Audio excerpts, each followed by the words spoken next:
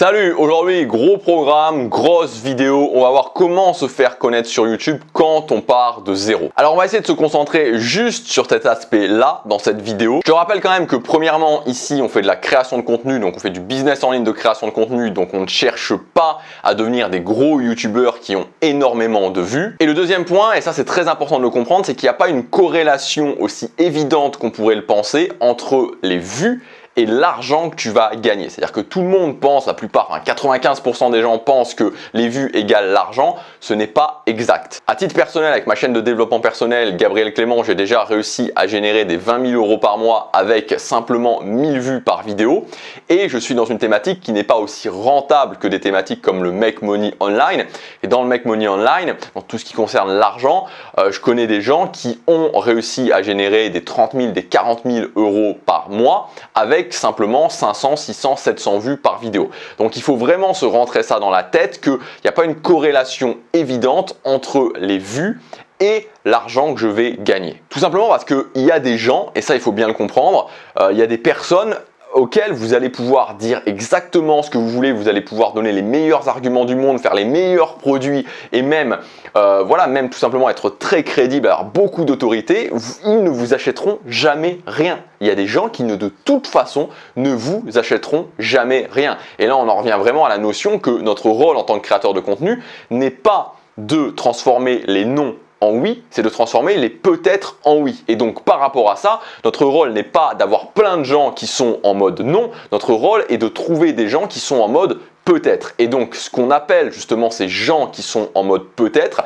c'est la notion de qualification. Et c'est ça qui fait toute la différence entre des gens, moi j'ai déjà rencontré des gens qui avaient énormément de vues et qui gagnaient des cacahuètes, mais réellement des cacahuètes, parce que tout simplement ils avaient une audience qui n'était pas une audience qui était qualifiée. Donc la qualification, c'est un élément central. On doit trouver des gens qui sont qualifiés. Plus votre audience est qualifié et plus potentiellement vous allez pouvoir gagner d'argent avec très peu de vues. Ceci étant dit, il faut aussi être réaliste, c'est-à-dire que si vous avez une ou deux vues par vidéo quand vous publiez les vidéos, ça ne va pas fonctionner. Donc en fait, il faut vraiment trouver le juste milieu et c'est ça qui est difficile entre ne pas chercher les vues pour les vues en ayant plein de gens qui ne sont pas qualifiés, plein de touristes, et d'un autre côté, s'obstiner à publier plein de vidéos quand j'ai zéro vue parce qu'à ce moment-là, ça ne sert à rien.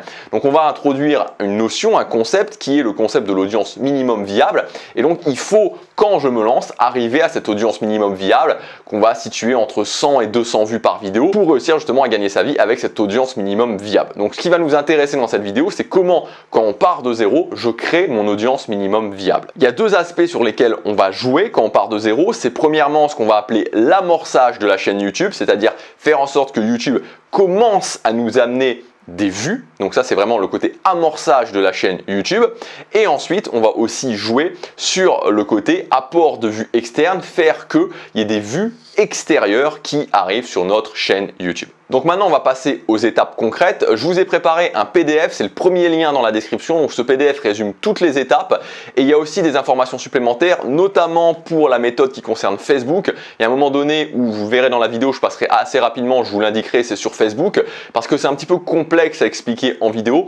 Donc toute cette partie sur l'utilisation de Facebook comme un effet de levier pour réussir à créer une audience et à amener l'audience sur YouTube, je vous l'explique dans le PDF. Donc pour avoir tout complet, ça se passe sur le PDF, c'est gratuit, il n'y a pas de problème, c'est un PDF entièrement gratuit, c'est le premier lien dans la description, vous cliquez, vous rentrez votre adresse email et il arrive directement, vous pourrez le télécharger directement sur votre adresse mail. Alors on est parti avec le premier point, le rythme de publication. Alors ça c'est un point important, je dois vous dire qu'aujourd'hui je considère que c'est plus une bonne idée de, on va dire entre guillemets, bourriner et publier tout le temps, publier tous les jours pour que YouTube amorce votre audience, pour que YouTube commence à vous référencer.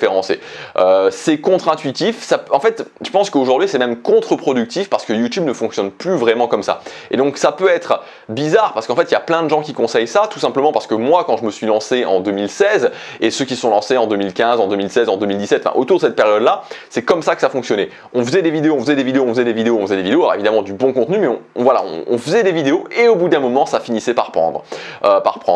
Aujourd'hui c'est plus le cas, comme je vous l'ai dit, aujourd'hui c'est presque contre-productif de faire ça. Donc moi je vous encourage beaucoup plus à avoir un rythme de publication qui va être de 2 vidéos, maximum 3 vidéos par semaine. Il n'y a pas besoin de plus pour commencer à amorcer son audience. Donc visez plutôt ce rythme-là. Alors après, quand vous commencez à avoir une audience minimum viable, ça n'empêche pas de temps en temps de faire des sessions de 30 jours, une vidéo pendant 30 jours ou une vidéo pendant 60 jours tous les jours pour souder un petit peu votre audience.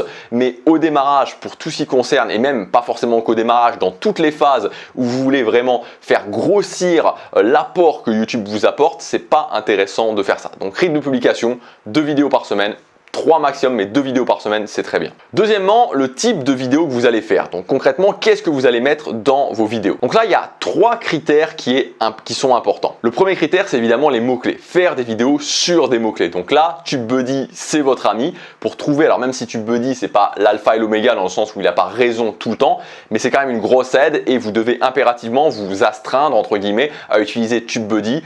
Quand vous lancez, ça coûte 4 $ par mois, hein, donc c'est rien. Et ça va vous permettre de trouver des vidéos qui fonctionnent pour votre chaîne, de trouver des mots-clés qui fonctionnent pour votre chaîne. Chaque vidéo doit être sur un mot-clé qui va potentiellement fonctionner, sinon ça ne sert à rien de faire des vidéos. La deuxième chose au niveau de ce que vous allez mettre dans votre contenu, c'est de faire des vidéos à tiroir, c'est-à-dire des longues vidéos avec des listes d'étapes. Donc typiquement ce que je fais aujourd'hui, là la vidéo que je suis en train de faire aujourd'hui, c'est une vidéo à tiroir, c'est-à-dire qu'il y a le petit 1, le petit 2, le petit 2 on est en train de le faire, il y a plusieurs étapes dans le petit 2, etc. etc.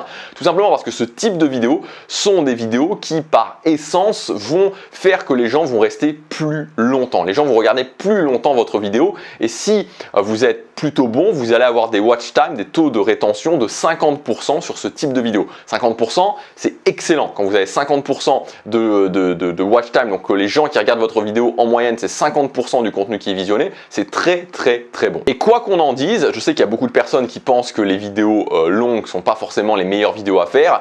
Quoi qu'on en dise, YouTube adore les vidéos longues. Voilà, je vous le dis, YouTube adore les vidéos longues. Sur ma chaîne Gabriel Clément, ma vidéo la plus vue, qui a plus de 400 000 vues, c'est une vidéo qui dure 25 minutes. Aujourd'hui, je sais que quand je fais des vidéos où je travaille vraiment, là par exemple, il y a quelques semaines, j'ai publié une vidéo sur ma chaîne YouTube sur la motivation qui fait 21 minutes, où il y a un watch time d'environ 50%. Je sais que cette vidéo sur la motivation, donc sur un mot-clé avec un watch time de 50%, je sais que dans les prochains mois, elle va bien se référencer. Je le sais, c'est comme ça. Donc les vidéos longues, les vidéos à tiroir, c'est une arme très puissante. Et enfin, le dernier point sur ce que vous allez mettre dans vos vidéos, c'est vraiment de soigner les intros. Idéalement, le top du top, en fait, c'est que c'est les 30 premières secondes auxquelles il faut faire attention. Le top du top, c'est de faire 30 premières secondes où il y a une émotion, en fait. Voilà, c'est vraiment le point. Si vous arrivez à faire ça, il faut provoquer une émotion. Mais en fait, il y a plein de moyens différents de provoquer une émotion. Si vous voulez, par exemple, une émotion, ça peut être tout aussi simple que ne pas parler pendant le début de la vidéo. Par exemple, pendant 2-3 secondes pendant le début de la vidéo. Alors, c'est juste pour vous donner un exemple, mais c'est des choses qui peuvent fonctionner. Voilà, c'est des choses qui peuvent fonctionner. Il faut réussir à faire une vidéo parce que ça va très très vite. La courbe du watch time, elle a tendance à être vraiment en pente au démarrage. Donc, c'est sur les 30 premières secondes que ça se joue. Il faut essayer de faire quelque chose de vraiment boum, ça fait popper une émotion, ça déclenche une émotion au niveau de l'audience. Alors évidemment, très clairement, moi actuellement, par exemple sur cette chaîne, je le fais pas. Voilà, c'est quelque chose que je pourrais améliorer. Alors sur cette chaîne, je considère actuellement que c'est plutôt orienté business, donc plutôt un peu sérieux. Donc voilà, j'ai pas forcément envie de le faire, mais peut-être que je m'y mettrai. Je ferai, je m'y mettrai très certainement. Mais voilà, là je vous dis vraiment les choses telles qu'il faut les faire dans l'idéal. Alors vous ferez pas tout pour toutes les vidéos tout le temps, mais si vous arrivez à faire ça, c'est-à-dire que si vous travaillez les 30 premières secondes pour qu'il y ait une émotion à l'intérieur de ces 30 premières secondes, ça vous donnera justement plus de gens qui vont rester. Et quand les gens ont passé les 30 premières secondes et quand ils ont eu cette décharge émotionnelle pendant les 30 premières secondes, ils ont tendance à continuer à regarder. Donc là, on a terminé pour tout ce qui concernait la partie qu'est-ce que vous allez mettre dans les vidéos, à savoir les mots-clés, à savoir longue vidéo à tiroir et à savoir les 30 premières secondes. Maintenant, on passe à la troisième étape qui est ce que j'appelle pilonner les mots-clés où YouTube commence à vous donner de l'autorité. Donc en clair, vous allez vous apercevoir qu'au bout d'un moment, il y a des vidéos qui vont commencer à se référencer, à bien se référencer. C'est des mots-clés où, donc qu'est-ce que vous faites pour savoir ça? Vous allez dans vos vidéos, vous les classez par popularité. Et donc, c'est des vidéos où YouTube va commencer à vous amener du trafic. Donc, ça peut être du trafic qui est par la recherche YouTube, ça peut être du trafic qui est par les suggestions de vidéos, mais vous allez commencer à avoir du trafic. Donc, moi, par exemple, sur cette chaîne, j'ai une vidéo qui parle de coaching, qui d'ailleurs, pour le moment, est la seule vidéo de cette chaîne qui s'est référencée. Même si j'ai fait une longue pause pendant un an, quasiment un an, j'ai pas publié.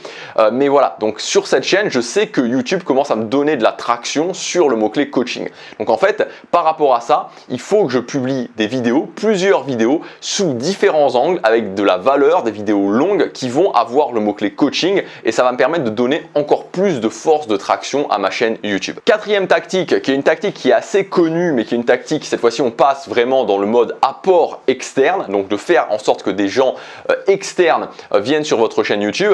Donc cette tactique, c'est la tactique des commentaires. C'est une tactique, comme je vous disais, qui est assez connue, mais c'est une tactique qui en général est pas très bien utilisée. La tactique des commentaires, elle consiste en fait à poster, comme son nom l'indique, des commentaires sur d'autres chaînes YouTube de votre thématique pour faire en sorte que ça interpelle les gens et donc que les gens viennent voir justement votre chaîne. C'est pas un apport de vues qui est énorme, mais c'est un apport de vues qui quand même sur le long terme peut être conséquent. Et donc participer justement à cet effet boule de neige qui va faire que votre chaîne va commencer à se lancer. Sauf que voilà, les gens ne le font pas forcément bien. Ce qu'il faut impérativement faire au niveau des commentaires, c'est premièrement, vous allez référencer environ, on va dire, entre 25 et 30 chaînes dans votre thématique ou des thématiques connexes qui peuvent intéresser les gens. Ça, c'est le premier point. Et ensuite, vous allez tourner, c'est-à-dire que tous les jours, vous allez poster un commentaire qui apporte de la valeur, qui, en ayant regardé la vidéo évidemment, et éventuellement même un commentaire qui peut interpeller, c'est bien si un commentaire interpelle, sur 2 chaînes. Et donc, vous allez faire 2 chaînes un jour, puis le jour d'après 2 autres chaînes, etc., etc. Et donc vous allez avoir une tournante tous les jours de 2 commentaires sur chacune des chaînes, ce qui va faire que si vous avez environ 25-30 chaînes, ça va environ 25-30 chaînes, vous allez avoir globalement une dizaine de jours, peut-être un peu plus, entre 10 et 15 jours de tournante à faire. Et ça, il faut vraiment que ça devienne une routine et que vous le fassiez, sur la longueur. Parce que c'est pas un truc qui va donner des résultats si vous le faites sur 15 jours. Par contre, c'est quelque chose qui va donner des résultats si vous le faites sur 3 mois, si vous le faites sur 6 mois. Donc ça, c'est le 4e point, c'est la tactique des commentaires. Bien le faire avec des commentaires qui vont interpeller et surtout le faire sur la longueur. 5e tactique, c'est la tactique des interviews. Donc la tactique des interviews, là aussi, c'est une tactique qui est assez connue. Mais encore une fois, c'est l'idée de le faire sur la longueur et de bien le faire. Les interviews, c'est quoi? C'est tout simplement faire des interviews de personnes qui ont plus d'autorité, qui ont plus de preuves sociales que vous dans votre thématique ou éventuellement une thématique connexe. Et donc ensuite de les poster sur votre chaîne YouTube et voilà, sans forcément le demander, mais simplement indiquer à la personne qui a fait l'interview que l'interview a été postée. Et à ce moment-là, voilà, l'idée c'est que la personne la partage justement pour pouvoir amener des gens de son audience sur votre chaîne YouTube.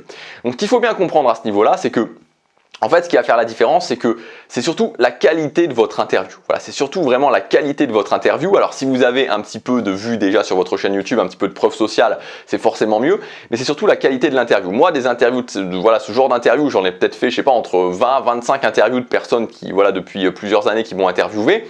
Et en fait, il y a une interview qui m'a particulièrement marqué. C'est une interview que j'ai faite, c'était au début de l'année. C'était une interview qui avait été faite par Jérémy BR, donc je mettrai le lien dans la description. Et cette interview, je la trouvais, en tout cas moi en tant que créateur de contenu, c'est la meilleure interview que j'ai faite parce que je trouvais que, et c'est pour ça que je vais vous donner l'exemple, que je vais vous mettre le lien dans la description, parce que c'était vraiment une interview qui était intéressante. Pour moi, elle était vraiment intéressante. J'ai pris du plaisir à répondre à ces questions. Je trouvais que ces questions étaient intéressantes, qui rebondissaient bien sur ce que je disais. Et donc voilà, en fait, le but, c'est vraiment que vous sélectionnez des créateurs de contenu, que vous les démarchez pour faire des interviews et que quand vous fassiez l'interview, vous fassiez l'interview la meilleure interview possible. Parce qu'en fait, il faut bien comprendre que le créateur de contenu qui a plus d'autorité que vous, lui, premièrement, c'est son intérêt en fait de partager ça.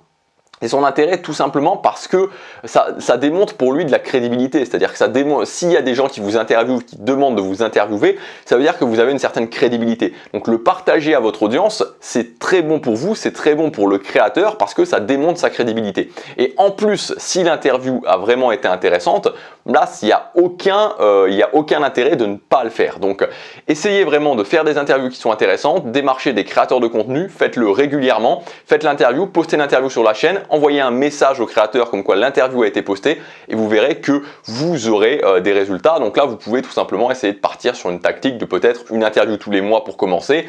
Et si vous y arrivez, une interview tous les 15 jours. Et ça va permettre de donner une force de traction à votre chaîne. La tactique suivante, c'est la tactique des groupes Facebook. Donc là, comme je vous l'ai l'ai dit, cette tactique, je l'ai vraiment explicité dans le PDF. Donc dans le PDF que vous pouvez télécharger gratuitement, je vous ai détaillé cette tactique des groupes Facebook, tout simplement parce qu'elle n'est pas forcément facile à expliquer en vidéo. Il faut poser certaines choses, mais l'idée en gros c'est de se servir des groupes Facebook pour amener du trafic sur votre chaîne. Donc il y a différents moyens de l'envisager.